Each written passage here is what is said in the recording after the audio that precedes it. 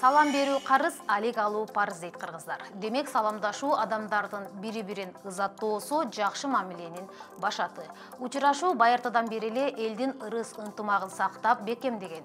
Элибиз байыртадан учурашканга карап алик алат. Учурашпай же алик албаган адамга саламга келбей калыптыр. Алик алганга жарабайт деп капа болушкан. Амандашпай сөз баштаба деп айтылат. Адамдын алабалын сураган адамга элибиз эч качан текеберденип терс мамиле жасабайт. Жаман деп жооп бербейт. Кыргыздар амандашканда арыбаңыз деп кайрылышкан. Ага бар болуңуз деп жооп кайтарган. Арыбаңыз, күч кайратынан тайбай, кайгы капага алдырбай, узак өмүр жашашын каалап, чын дилден айтылган жагымдуу тилек. Бар болуңуз, адамдын алабалы кандай болбосун, башкысы амандык экенин туюнтуу.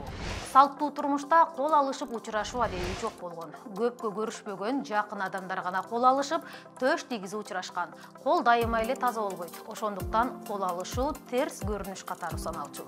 Антташканда кол алышуу шарт болгон. Кол кармашып антташкан адам убадасында турган. Туура саламдашуунун жол жобосу. Кичүү киши өзүнүн улууга биринчи учурашат. Улуу киши сөзсүз түрдө алик алып, аны жоопсуз калтырбашы керек.